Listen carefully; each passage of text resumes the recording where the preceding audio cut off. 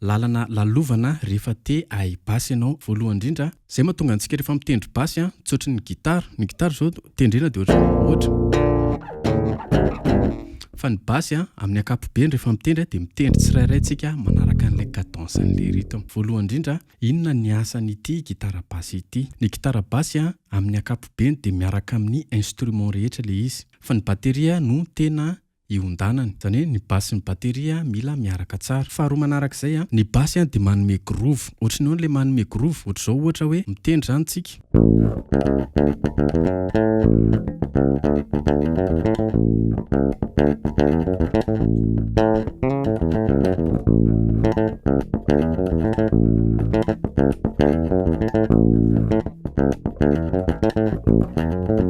Ny groove dia fanaingohaingona ilay fomba fitendry rythmique. Ohatra hoe au lieu d'itendry tsotra hoe dia mampiasa tsika style anankiray ohatra hoe ghost note.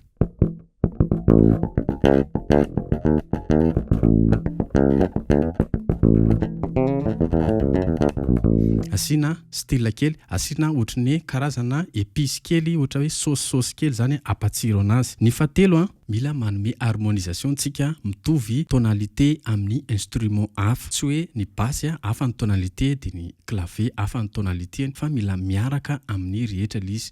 Ny asan'ny basy zany sady manome ny rythme an'ilay bateria no mitazona an'ilay harmonisation an'ilay instrument hafa no sady mifanaraka amin'ilay hira ihany koa. Zay no mahatonga antsika mianatra doigté sy ny gamme. Ohatra hoe doigté position 2 zao efa nampianariko foana, mila mivelatra ny tanana.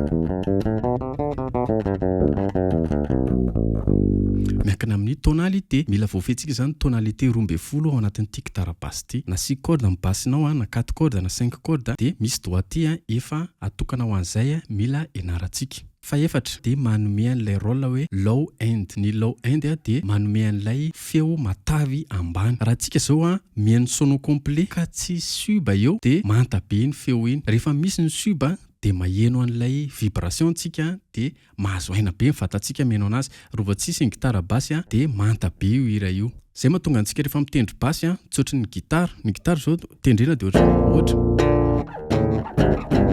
Fa ny basy amin'ny ankapobeny rehefa mitendry dia mitendry tsirairay tsika manaraka an'ilay cadence an'ilay rythme.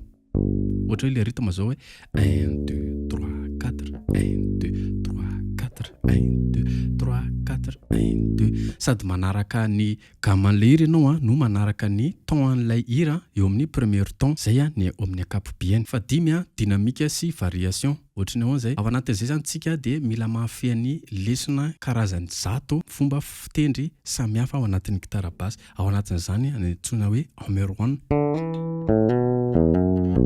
Efa misy exercice isan'andro omeko anao raha ohatra ka ao anatin'ny cours en ligne ianao anafulahana an'io tanana io ianarantsika variation. Fanafulahana an'ity tanana ity akavanana sy akavia ifanaraka tsara. Izay tonga antsika ohatra hoe mianatra hammer-on sy ny pull off. Ao anatin'izay koa ny ghost note.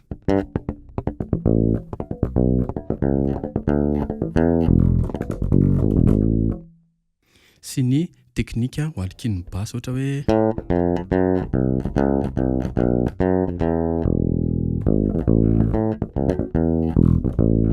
ny farany dia ny fifehezana rythmique. Ianao zany rehefa bassiste dia mila mahay mitendry ataontsika hoe hira slow, mila mahay mitendry groove gospel, mila mahay mitendry jazz, mila mahay mitendry karazana rythmique cadence traditionnelle reny. Ohatra hoe raha malagasy zao dia hoe tsapiky, salegy, malesa, kawitzy sy ny karazany.